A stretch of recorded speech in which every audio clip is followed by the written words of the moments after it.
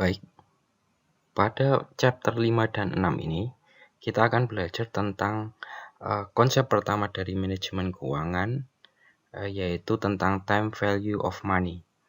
Baik nanti yang sifatnya dasar maupun yang berkaitan dengan anuitas. Kalau kita ingat tentang prinsip pertama manajemen keuangan, yaitu time value of money, kita ingat bahwa di sana disebutkan bahwa a dollar received today is worth more than a dollar received in the future. Jadi, uang yang kita terima hari ini itu lebih berharga daripada uang dengan jumlah yang sama yang akan kita terima di masa yang akan datang. Entah misalkan itu setahun lagi, 2 tahun lagi, 3 tahun lagi, dan seterusnya. Kenapa? Alasannya karena kalau misalkan kita udah nerima uang itu hari ini, misalkan 1 juta gitu ya, sudah kita terima hari ini, maka itu lebih baik daripada kalau kita terima uang 1 jutanya 1 tahun atau 2 tahun lagi. Karena uang 1 juta yang kita terima tadi bisa kita investasikan, misalkan untuk memulai usaha atau misalkan kita tabung di bank yang nanti dapat bunga. Jadi pada akhir tahun pertama atau akhir tahun kedua nanti, harapannya uang yang 1 juta ini tidak lagi berjumlah 1 juta, tetapi mungkin bisa jadi 1 juta 100, 1 juta 200, dan seterusnya.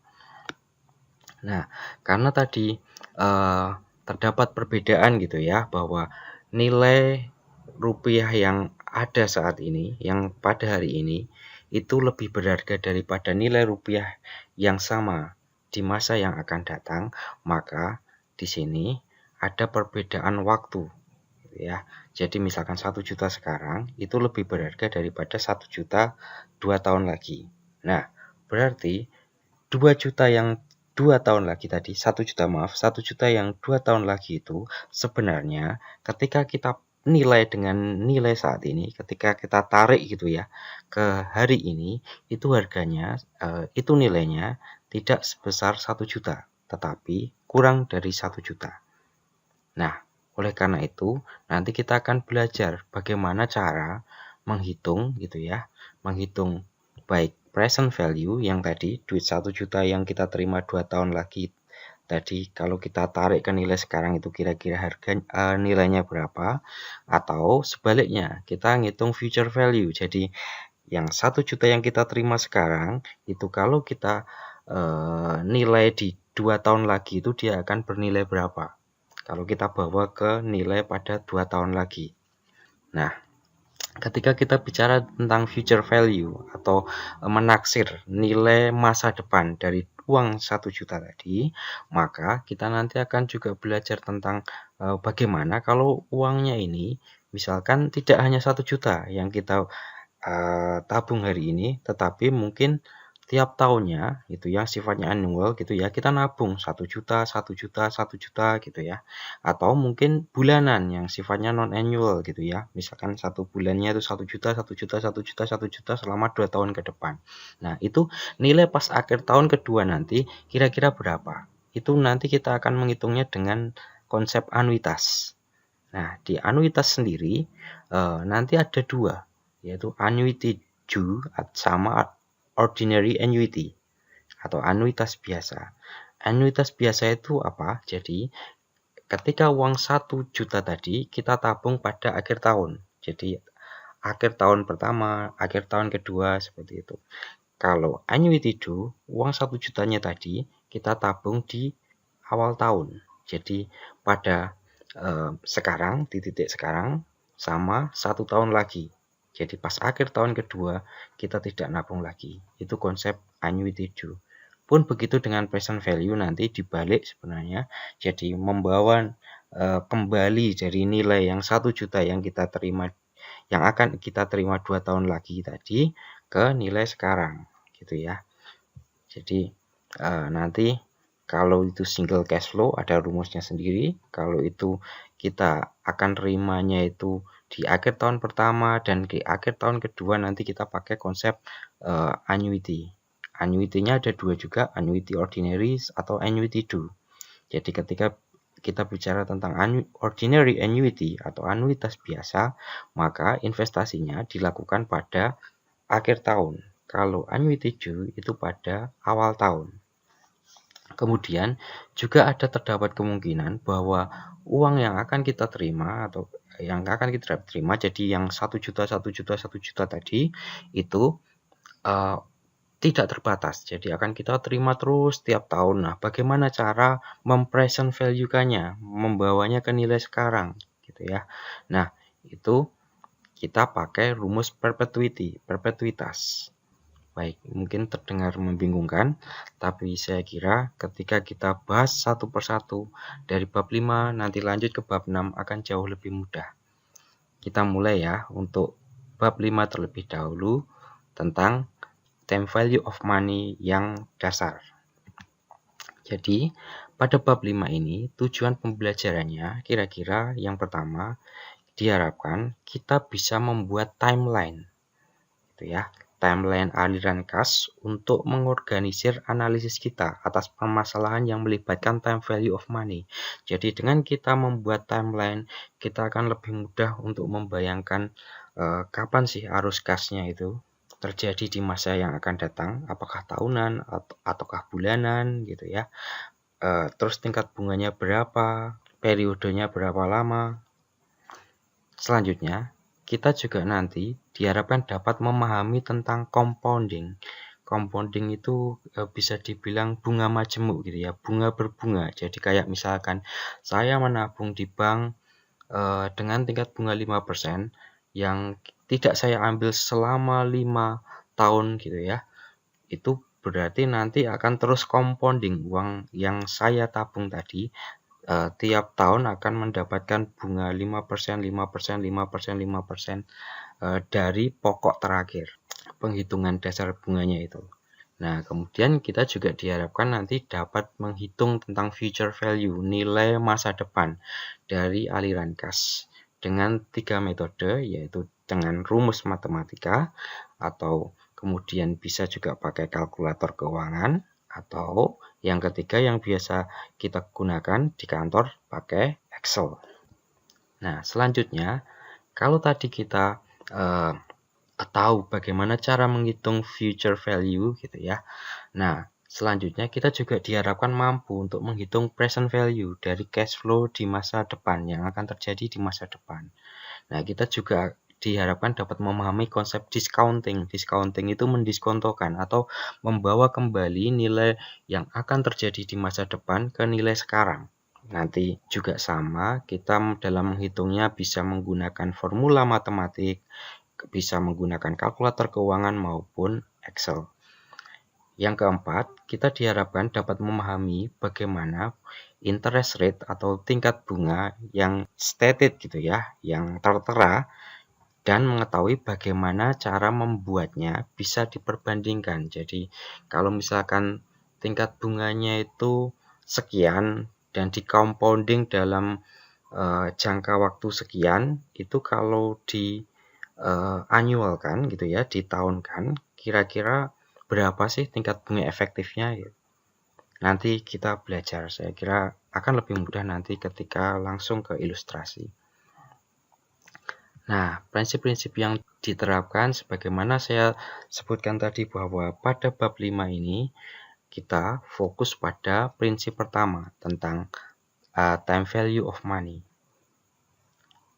Baik, langsung saja ya. Sekarang kita akan belajar bagaimana menggunakan timeline untuk memvisualisasikan arus kas. Apa sih itu timeline kira-kira? Jadi timeline itu pada dasarnya adalah sebuah tools gitu ya untuk mengidentifikasi saat dan jumlah dari sebuah aliran pembayaran, baik cash inflow maupun cash outflow gitu ya. Jadi cash yang kita terima maupun yang cash yang keluar yang kita pergunakan secara bersama-sama dengan interest rate yang didapatkan. Selanjutnya, kenapa pembuatan timeline ini perlu kita lakukan? Karena ini merupakan sebuah langkah penting pertama yang umumnya dilaksanakan oleh para analis keuangan untuk menghitung atau memecahkan permasalahan-permasalahan keuangan.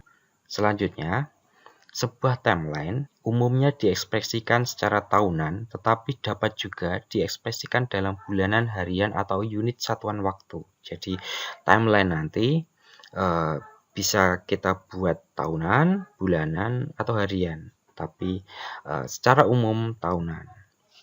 Contoh timeline itu seperti apa sih? Jadi misalkan seperti ini. Ini contoh misalkan saya sedang membuka usaha fotokopi. Nah, ketika membuat usaha fotokopi itu, saya akan membeli mesin fotokopi hari ini. Jadi pada years 0 hari ini saya membeli mesin fotokopi senilai 100 US dollar misalkan. Nah, karena saya membeli mesin fotokopi itu ada aliran kas keluar, maka di sini minus tandanya. Jadi minus 100. Mesin fotokopi ini akan saya gunakan untuk membuka usaha fotokopi. Harapannya pada akhir tahun pertama saya sudah dapat keuntungan sekitar 30 US dollar. Kemudian pada akhir tahun kedua saya dapat keuntungan kira-kira 20 US dollar. Karena mesin fotokopi ini kira-kira sudah mulai menurun kemampuannya gitu ya. Nah, pada tahun ketiga saya akan menggunakan kira-kira sebagian keuntungan yang terjadi pada tahun ketiga ini untuk membeli mesin baru. Ya. Jadi sebenarnya pada tahun ketiga ini sebagian laba yang saya dapat dari sini, dan dari sini saya gunakan sebagian untuk membeli mesin fotokopi baru. Jadi secara overall saya nombok nanti kira-kira akan keluar lagi duit 10 dolar untuk membeli mesin fotokopi kedua. Akan tetapi konsekuensinya di tahun keempat nanti saya akan dapat kira-kira 50 US dollar karena ada dua mesin fotokopi yang saya operasikan. Jadi kira-kira kalau digambarkan di timeline, kalau saya cerita seperti tadi, timelinenya jadi seperti ini. Nah, kalau misalkan saya asumsikan bahwa tingkat bunga interest atau tingkat bunga di luar sana atau return yang saya harapkan itu sebesar 10%, maka nanti kita bisa menghitung nih kira-kira berapa sih future value dari pembayaran ini gitu ya, atau berapa sih present value dari aliran kas ini seperti itu dengan tingkat diskonto 10%. Ini contoh timeline saja ya. Nanti kita lebih dalami di kasus. Baik. Selanjutnya kita bicara tentang compounding dan future value. Jadi, penghitungan time value of money itu melibatkan present value dan future value. Present value itu pada dasarnya ya seberapa besar sih nilai sebuah cash flow di masa yang akan datang itu apabila kita nilai hari ini gitu, atau apabila kita bawa ke nilai hari ini. Sebaliknya, kalau future value itu adalah kira-kira seberapa bernilainkah sebuah aliran kas gitu di masa yang akan datang. Jadi kalau saya punya uang 1 juta hari ini, itu kalau kira-kira 5 tahun lagi gitu ya, saya investasikan, saya 5 tahun lagi itu kira-kira akan berkembang jadi berapa. Itu untuk menghitung future value, untuk mengilustrasikan. Nah, untuk menghitung future value, rumusnya adalah present value dikalikan 1 plus annual interest rate atau I pangkat N. Ya.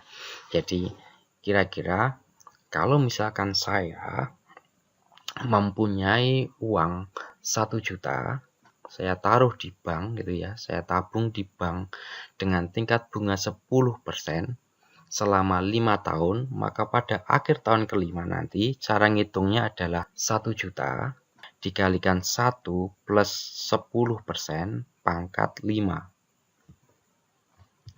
Kalau teman-teman masih bingung kira-kira rumus tadi kok bisa ujuk-ujuk gitu ya, future value sama dengan present value kali 1 plus I pangkat N.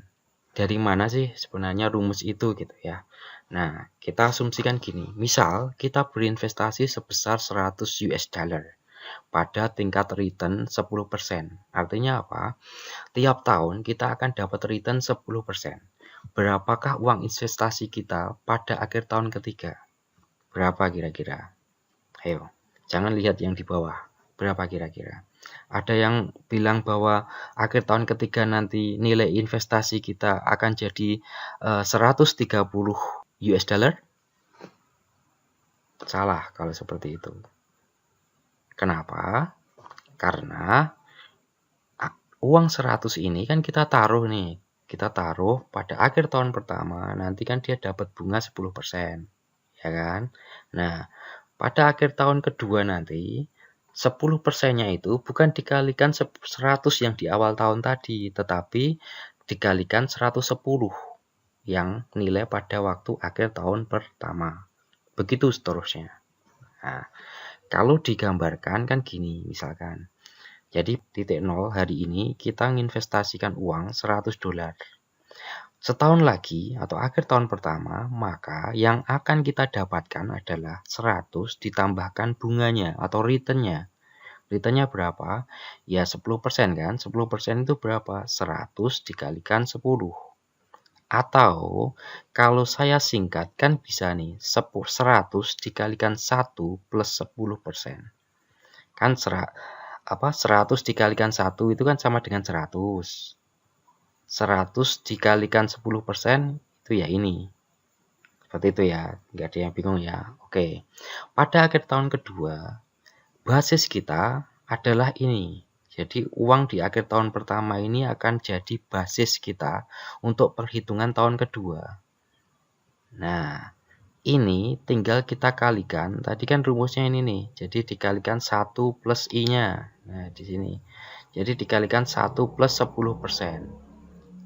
Nah, 100 kali 1 plus 10% dikalikan 1 plus 10% itu kan sama dengan 100 dikalikan 1 plus 100% pangkat 2.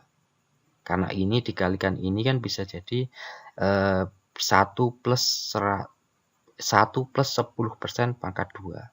Nah, pada tahun ketiga, angka di akhir periode kedua ini itu jadi basis untuk penghitungan pada tahun ketiga. Jadi 100 kali 1 plus 10% pangkat 2 dikalikan nanti 1 plus 10% lagi. Atau 100 dikalikan 1 plus 10% pangkat 3. Kita perhatikan ya. Jadi present value ini sekarang ya. Jadi pada akhir tahun pertama nilainya yaitu present value dikalikan 1 plus I, ya kan? Pada akhir tahun kedua, present value dikalikan 1 plus I pangkat 2. Pada akhir tahun ketiga, present value dikalikan 1 plus I pangkat 3. Artinya apa? Kalau kita pengen tahu nilai sebuah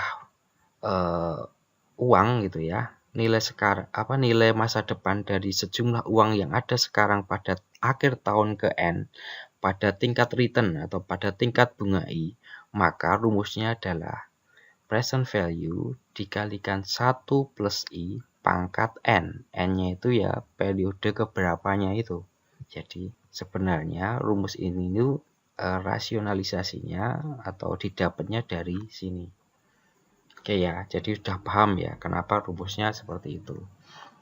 Nah, selanjutnya kita akan ini ya, coba belajar tentang the future value dari sebuah investasi. Tadi kita contoh nih, misalkan gini. Asumsikan kita mendepositokan uang 500 US dollar pada akun simpanan kita yang mendapatkan bunga 5% per tahun. Jadi bunganya annual interest atau tahunan. Berapa banyak uang yang akan kita punya setelah 2 tahun? Begitu pula berapa setelah 5 tahun? Nah, kita tinggal masukkan ke rumus tadi. Jadi future value 2, maksudnya adalah future value pada akhir tahun kedua, itu sama dengan present value dikalikan 1 plus I pangkat 2. Atau 500 dikalikan 1,05 pangkat 2, ketemu 551,25. Begitupun pada future value untuk akhir tahun kelima, tinggal 500 dikalikan 1 plus I-nya tadi 0,05 pangkat 5 atau 638,14. Di sini kita lihat ya, semakin lama periode compoundingnya atau periode pengaliannya gitu ya, nilainya semakin tinggi juga. Ini contohnya, jadi pada akhir tahun pertama, kalau kita nyimpen uang 500 tadi, maka kita dapat bunga 500 dikalikan 5%, yaitu 25. Nah, future value-nya pada akhir tahun pertama berapa? Ya, 500 ditambah dengan bunganya 25 tadi. Nilai di akhir tahun pertama ini jadi beginning value untuk awal tahun kedua. Berapa bunga yang kita dapat di tahun kedua? 525 dikalikan 5%, 26,25. Nilai pada akhir tahun kedua menjadi 551,25. Dan begitu seterusnya sampai nanti pada akhir tahun kelima nanti ketemu bahwa nilainya adalah 638,14 US dollar. Sama kan dengan kita pakai rumus tadi ya, jadi 500 dikalikan 1 plus I-nya 0,05 pangkat 5, 638,14. Kalau ngitung kayak gini kan lama nih. Bayangkan kalau misalkan nanti periode compoundingnya itu kita naruh uangnya itu misalkan 200 tahun gitu.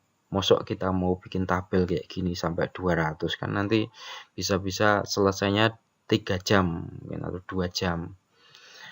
Nah, kalau pakai kayak gini kan cepat pakai rumus seperti ini.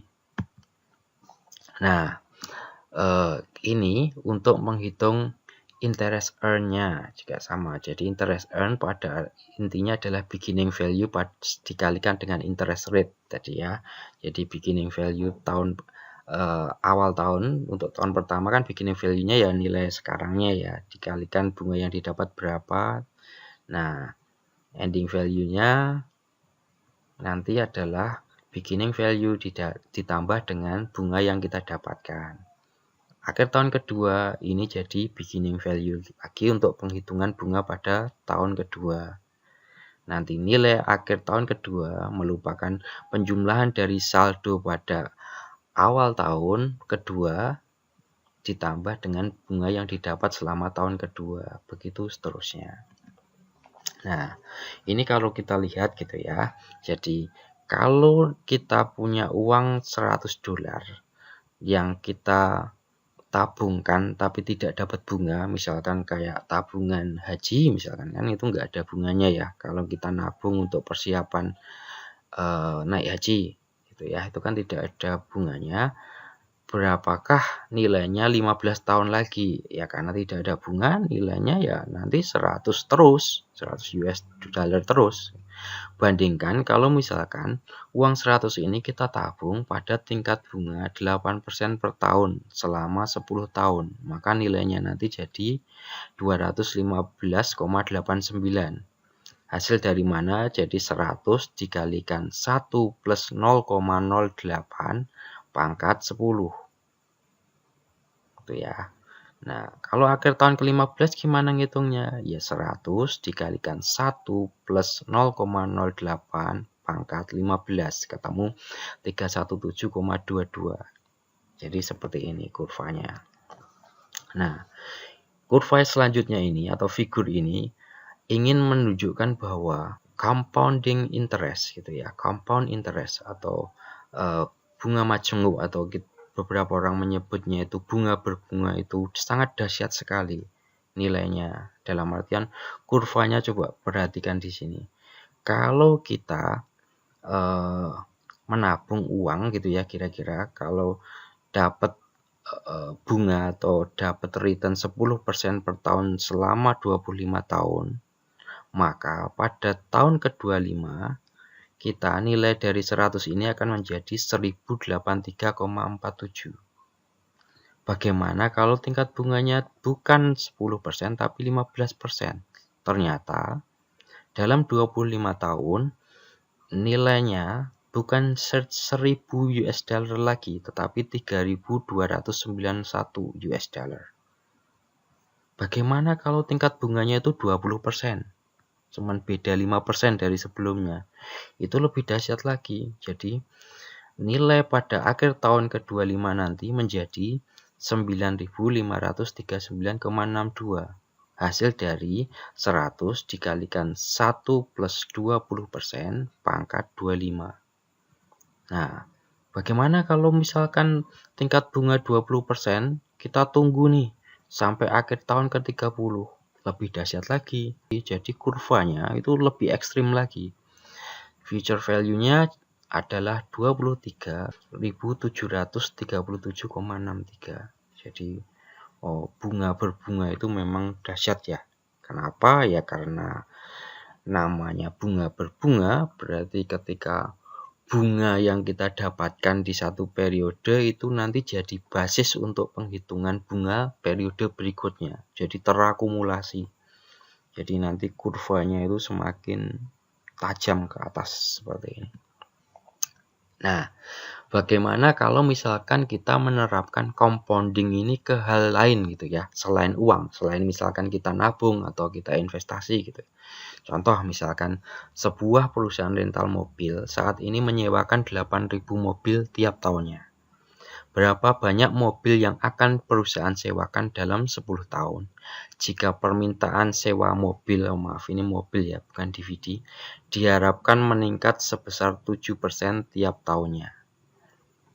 Jadi, kita bisa pakai persamaan tadi yang present value dikalikan 1 plus I pangkat N tadi. Jadi 8.000 dikalikan 1 plus 0,07 ini, pangkat 10. Jadi butuh 15.737,21 mobil. Tentu ini asumsinya ya satu mobil itu cuma bisa dipakai sekali ya, maksudnya ya contohnya sebenarnya nggak realistis banget sih ya. Jadi satu mobil cuma sekali gitu kan. Pada dasarnya kan sebenarnya mobil ini kan bisa dipakai berkali-kali ya. Jadi kira-kira ini 15.737 kali menyewakan mobil lah gitu. Bukan mobilnya tapi kalinya gitu ya. Next. Selanjutnya, bagaimana cara menghitung future value dari cash flow? Jadi misalkan ada soal seperti ini nih. Berapakah nilai masa depan atau future value dari uang 10.000 US dollar yang digandakan atau yang compounded gitu ya, yang nanti diinvestasikan gitu pada tingkat bunga 12% per tahun selama 20 tahun. Berarti di sini kita tahu apa? Kita tahu bahwa present value-nya adalah 10.000. Tingkat bunganya I-nya berapa? 12%. 20 tahun ini apa? N-nya ya, periodenya. Nah, hal yang pertama yang kita lakukan adalah kita gambar dulu nih timeline-nya.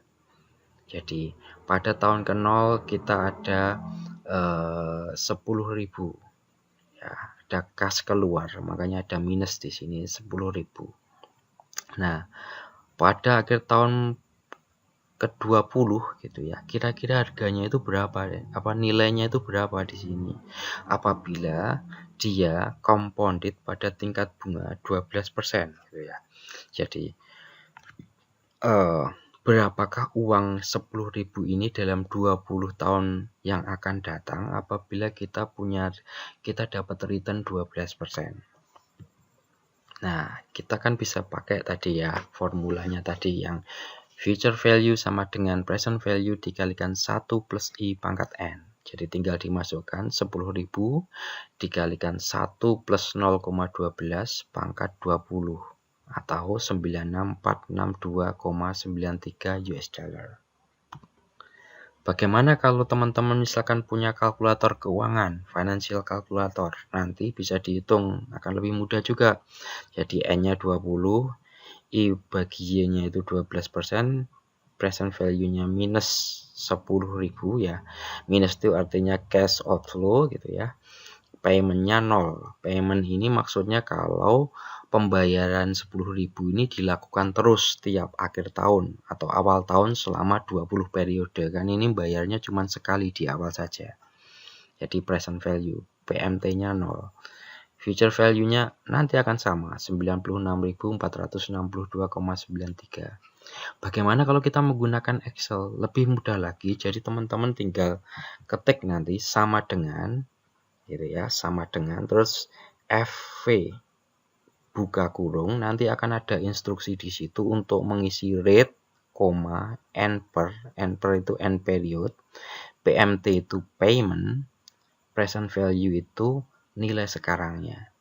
Jadi sama dengan future value buka kurung, nanti tinggal ketik di situ 0,12 untuk rate-nya, atau 12% juga bisa, terus koma atau titik 2 koma, ya, atau titik koma, bisa tergantung kita pakai Excel yang versi bahasa Indonesia atau yang bahasa Inggris.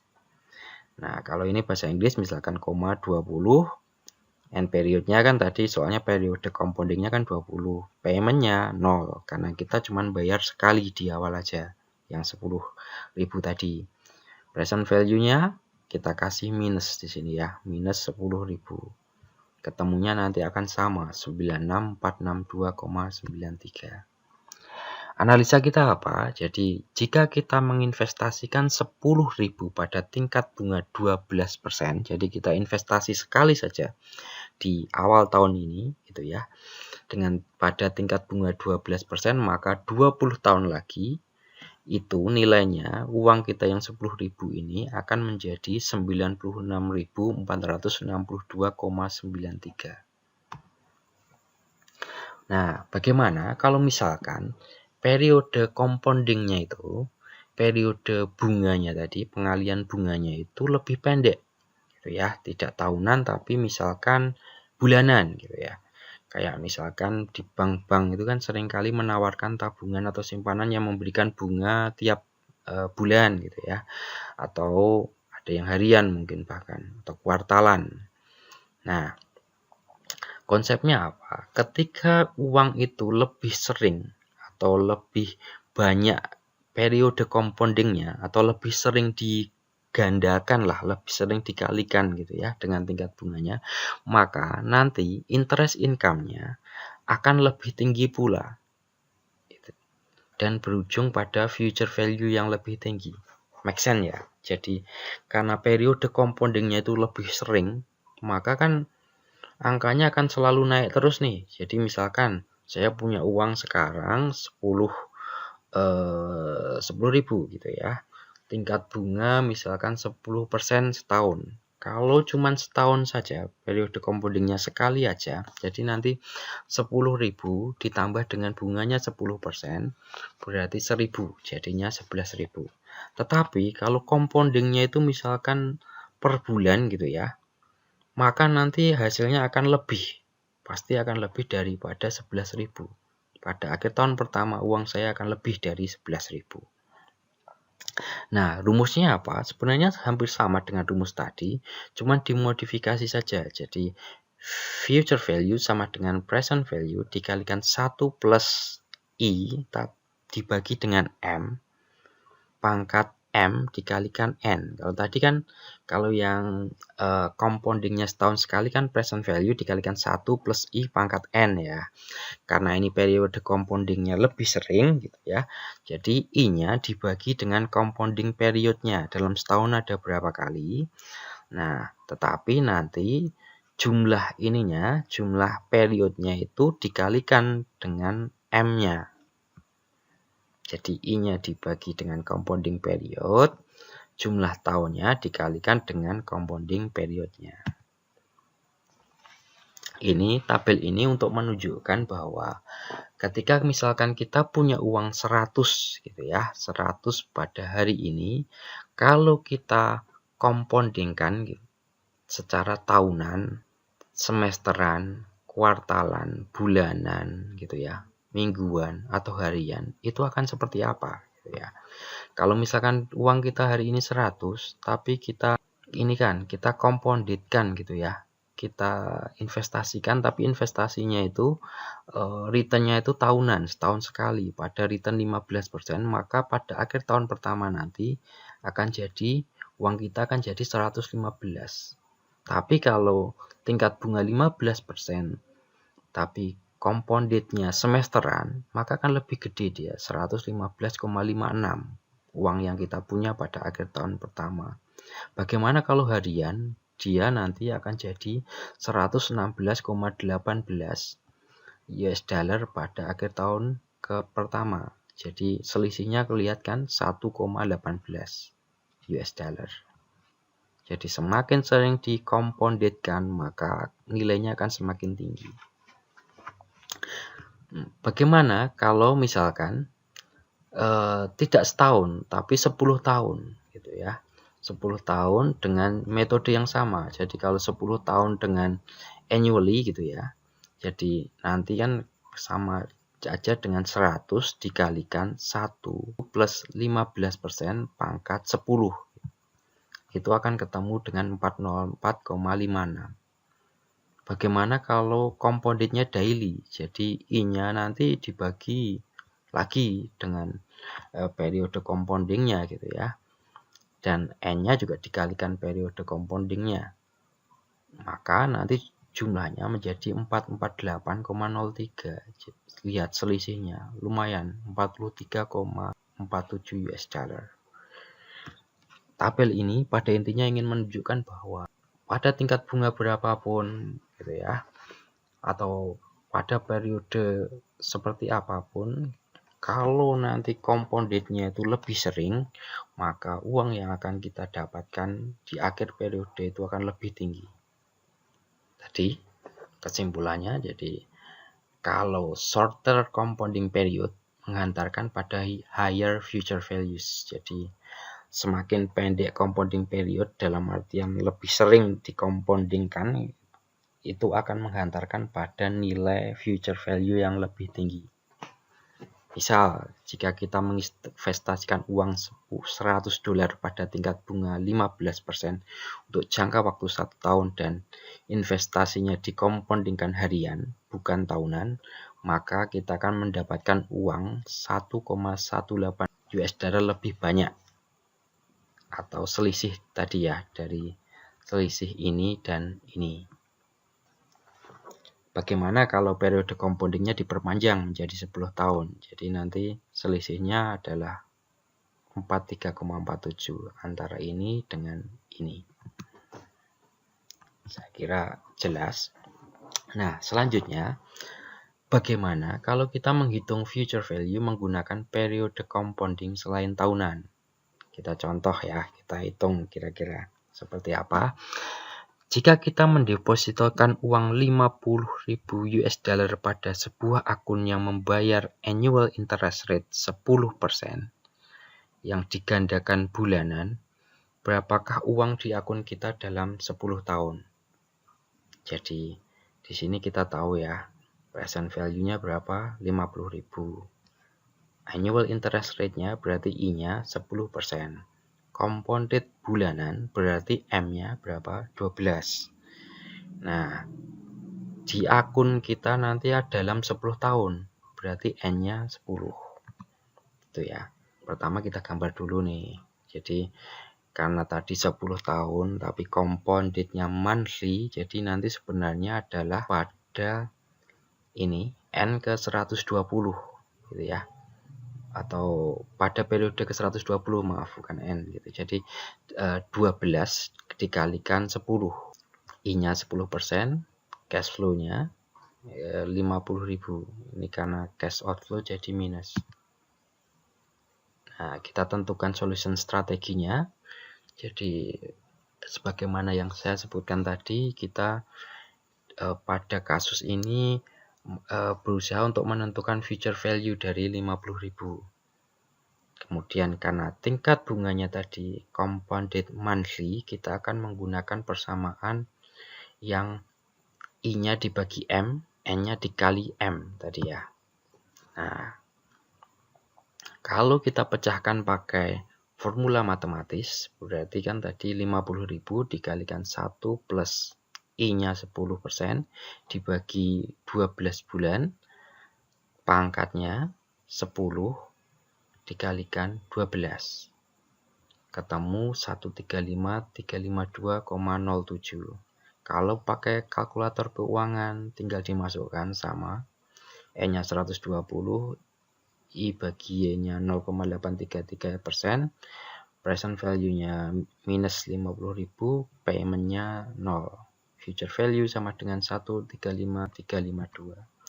Kalau pakai Excel lebih gampang lagi. Jadi sama dengan FV buka kurung, nanti udah diarahkan oleh Excel-nya. Rate-nya berapa? Tinggal masukkan. Rate-nya di sini bukan 10% ya yang dimasukkan ya, tetapi tadi di sini 10% dibagi dengan 12 di sini. Nah, end period-nya berapa? 120 kan? End period-nya itu bukan 10 tapi 10 dikali 12. Payment-nya 0. Present value-nya minus 50.000. Nanti akan ketemu 135.346,71. Hampir sama, selisih dikit. Analisis kita apa? Jadi semakin sering periode compounding akan menghantarkan pada future value yang lebih tinggi. Karena kita akan lebih sering mendapatkan bunga. Make sense ya? Karena lebih sering dikalikan dengan tingkat bunganya, maka nilainya nanti juga akan semakin naik. Jika bunganya compounded annually, future value-nya hanya akan sebesar 129.687,12 atau tadi ya 50.000 dikalikan 1 plus 0,1 pangkat 10 pakai rumus yang future value pertama tadi. Baik, itu tadi tentang future value. Nah, selanjutnya kita akan belajar tentang bagaimana menghitung present value. Jadi nilai sekarang dari sejumlah uang yang akan kita terima di masa depan. Pertanyaan yang berusaha dijawab oleh present value ini sebenarnya adalah berapa sih nilai sekarang dari cash flow yang akan kita terima di masa depan. Jadi misalkan dalam 2 tahun lagi saya akan dapat uang 1 juta. Kalau 1 juta yang akan kita terima pada 2 tahun lagi itu kita bawa ke nilai sekarang, apakah dia itu juga 1 juta? Tentu tidak, nanti akan lebih kecil dari 1 juta itu. Nah, untuk menjawab pertanyaan tadi, kita memerlukan penghitungan present value, yaitu nilai sekarang dari aliran kas di masa depan dan perlu proses namanya discounting, diskonto atau mendiskontokan, yaitu proses menentukan present value dari aliran kas di masa depan yang diharapkan. Nah, untuk menghitung discounted future cash flow atau menghitung present value tadi, sebenarnya tinggal kita balik. Masih ingat kan yang tadi rumus untuk future value? Future value sama dengan present value dikalikan 1 plus I pangkat N. Karena kita nyari yang present value, maka ya future value dibagi 1 plus I pangkat N. Atau future value dikalikan 1 dibagi 1 plus I pangkat N. Nggak bingung kan ya? Nah, yang di sini ini 1 dibagi 1 plus I pangkat N ini sering juga disebut present value interest factor gitu ya, PVIF. Jadi ini sebenarnya biar rumus menuliskannya lebih simpel. Jadi present value sama dengan future value dikalikan present value interest factor. Tapi sebenarnya kalau menurut saya teman-teman tidak perlu hafal bagaimana cara menghitung present value ini. Yang penting hafal konsep atau rumus bagaimana menghitung future value. Karena nanti kan tinggal dibalik. Future value-nya diketahui, kita tinggal menghitung present value-nya.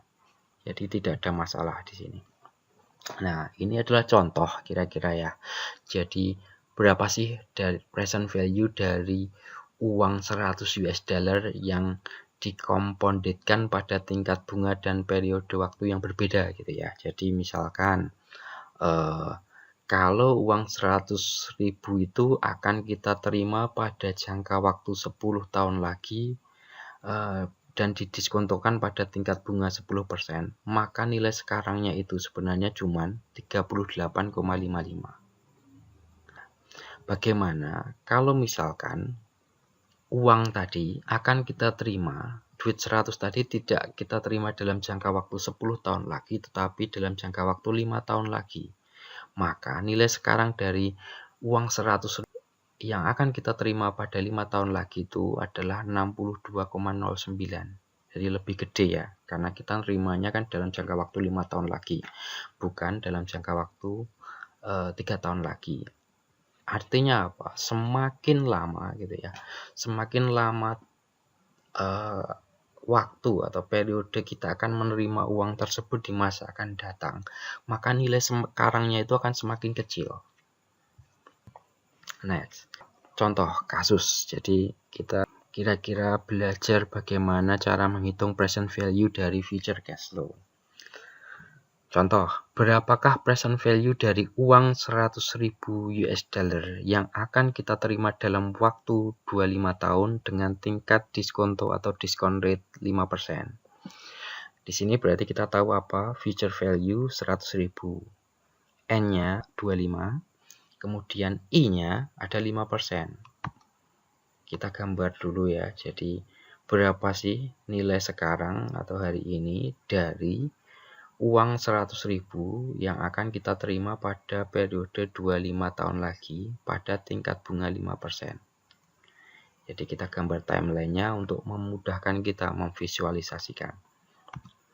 Selanjutnya, cara menjawabnya ya tentu tinggal dimasukkan rumus tadi ya. Jadi bisa pakai rumus formula matematik tadi, nanti akan ketemu 29530, atau bisa menggunakan kalkulator keuangan, tinggal dimasukkan tadi ya, N-nya berapa, interest-nya berapa per tahun gitu ya, payment-nya berapa, future value-nya berapa, nanti ketemu minus itu bukan berarti ini ya, tapi nilai sekarang, di minus di sini. Nah, sebenarnya ini juga bisa dihitung dengan Excel gitu ya. Jadi nanti kalau ngitung Excel ya sama dengan PV dalam kurung, nanti tinggal diikutin aja, dimasukkan end period-nya berapa, kemudian rate-nya berapa, kemudian payment-nya 0, future value-nya 100. Seperti itu. Nah, analisis kita apa? Jadi setelah kita mengetahui present value, maka kita dapat membandingkan present value yang lain. Present value yang lain. Penghitungan present value membuat cash flow yang terjadi pada periode-periode waktu yang berbeda dapat diperbandingkan, sehingga kita dapat membuat keputusan-keputusan yang lebih baik. Artinya gini, misalkan nih, kita ada iming-iming gitu ya. Misalkan dalam jangka waktu 2 tahun lagi saya akan dapat uang 750.000, atau dalam jangka waktu 3 tahun lagi saya akan dapat uang misalkan 800.000. Jadi 2 tahun lagi saya dapat 750.000, atau 3 tahun lagi saya dapat 800.000. Milih yang mana? Nah, nanti dengan kita membawa nilai 750.000 pada akhir tahun kedua dan 800.000 pada akhir tahun ketiga dibawa ke nilai sekarang keduanya, maka kita bisa memperbandingkan kira-kira mana yang lebih menguntungkan dari kedua ini. Nah, karena tadi kita ingat rumusnya ya, untuk menghitung present value atau future value itu di sana ada komponen lain yang yaitu I dan N. Maka nanti bisa jadi kita akan bertemu dengan soal-soal yang menanyakan bukan mencari present value atau mencari future value, tapi juga meminta kita untuk mengetahui berapa sih number of periodnya gitu ya, berapakah jumlah periodenya apabila saya punya uang sekian yang akan saya investasikan pada tingkat return sekian yang nanti saya harapkan akan menjadi sekian gitu ya. Atau bisa juga kita ditanya untuk menghitung I-nya. Jadi kalau saya punya uang sekarang sekian, kemudian akan saya tabung selama sekian tahun, harapan saya pada waktu sekian tahun ini uang saya akan jadi sekian, maka saya harus menabung pada tingkat bunga berapa. Nah, kita mulai dari yang pertama dulu. Bagaimana cara mencari jumlah periodenya? Berapa lama waktu yang diperlukan untuk mengakumulasikan sejumlah uang tertentu di masa depan yang akan datang gitu ya. Nah, akan lebih mudah untuk mencari N dengan menggunakan financial calculator atau Excel daripada formula matematika. Kenapa alasannya? Ingat ya, tadi kan untuk menghitung misalkan future value itu kan sama dengan present value dikalikan 1 plus I pangkat N.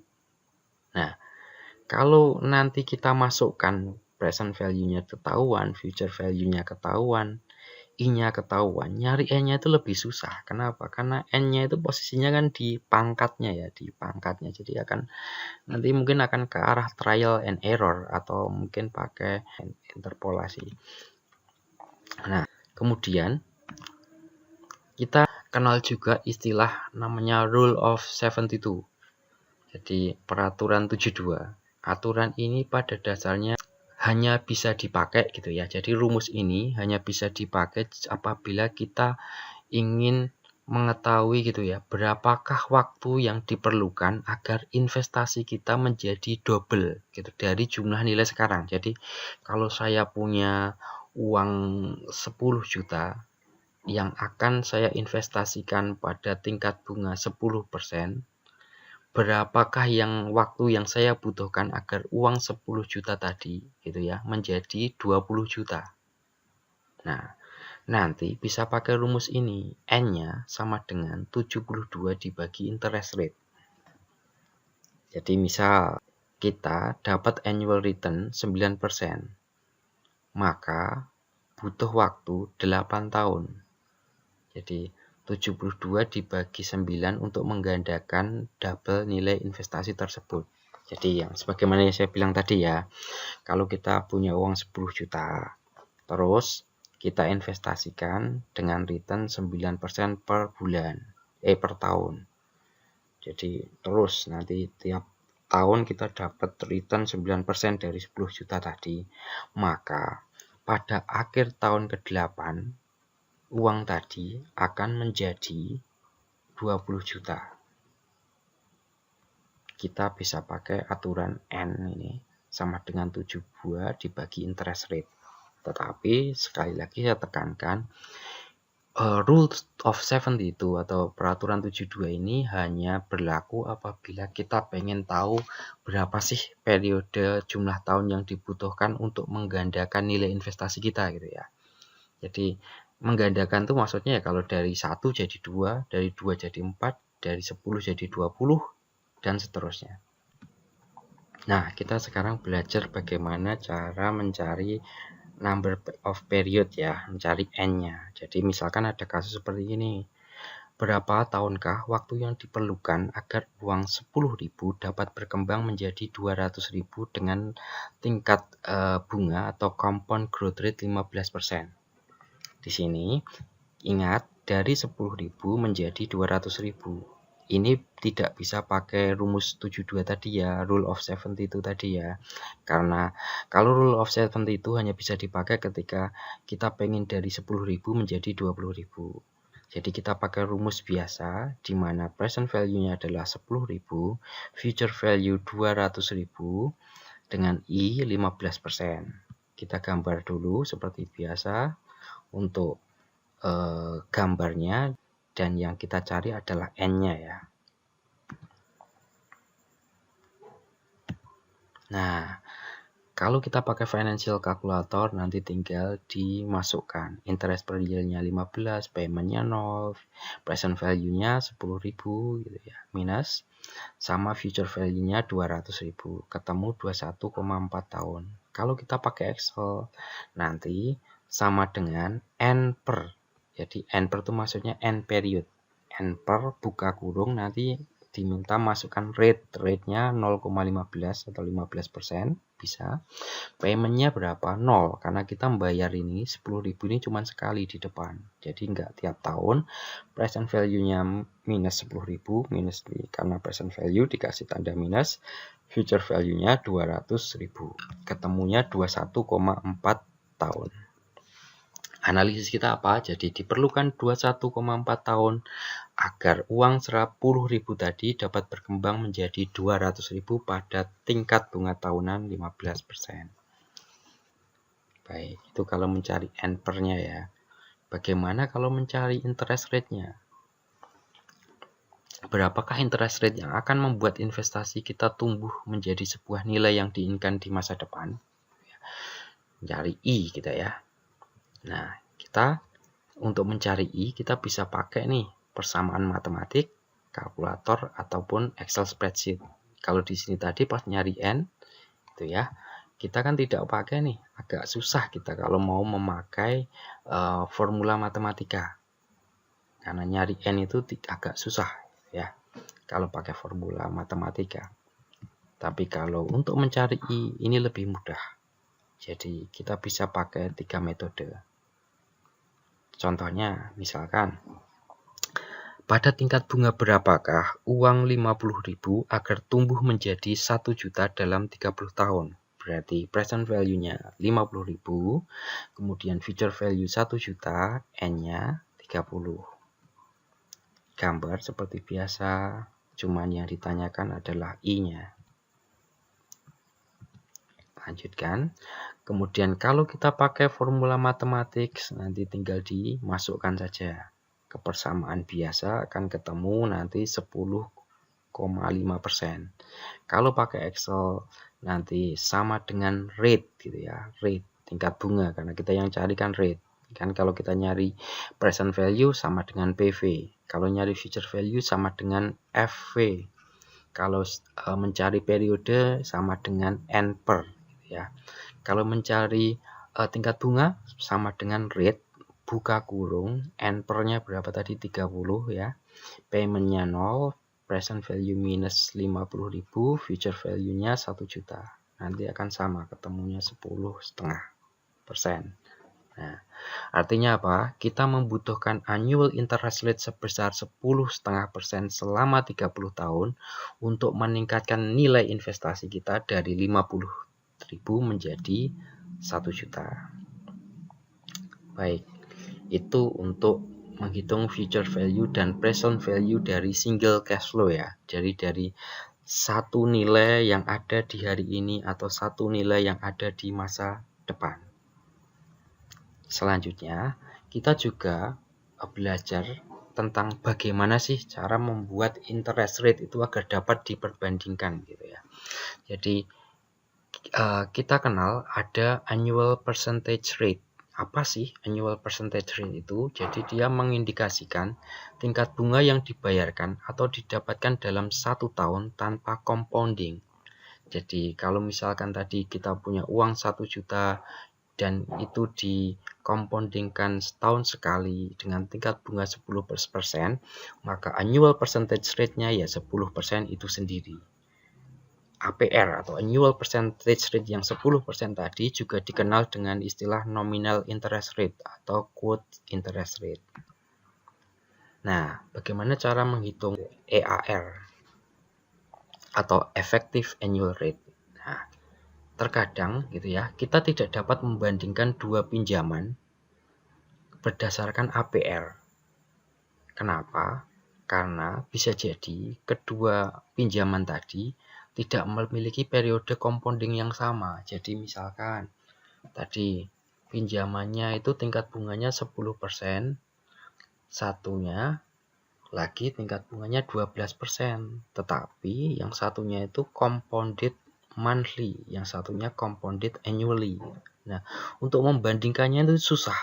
Kita harus mencari yang disebut dengan effective annual rate atau equivalent rate-nya berapa.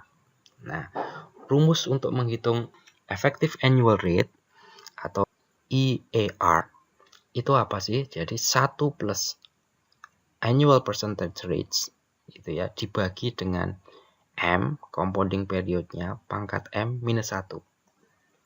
Kok kayaknya banyak banget nih rumus yang harus kita hafal. Tidak perlu menghafal rumus ini sebenarnya, kalau kita paham konsepnya. Jadi saya kasih bocoran juga konsepnya apa sih sebenarnya. Kenapa kok ujuk-ujuk ada rumus ini gitu. Ini nggak ada di buku, tapi saya kasih pemahaman ya, agar lebih mudah gitu. Jadi cara mudah untuk memahami tanpa menghafal rumus EAR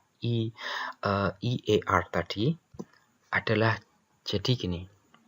Pada konsepnya adalah Masih ingat kan teman-teman, bagaimana kalau kita naruh uang gitu ya, investasi yang tahunan gitu ya, tingkat bunga tahunan tapi compounded-nya itu monthly misalkan, atau compounded-nya itu daily misalkan kayak gitu. Tadi kan tahu kan rumusnya, jadi future value-nya, jadi pada akhir tahun pertama nanti misalkan 1 juta yang akan kita dapat yang 1 juta yang kita investasikan hari ini itu pada akhir tahun pertama itu pada tingkat bunga 10%, berapakah nilainya kalau compounded monthly misalkan. Berarti nanti kan ngitungnya kan di sini nanti 1 juta dikalikan 1 plus 10% dibagi 12 dikalikan pangkat 12 di sini karena 12 dikalikan 1. Tentu 10%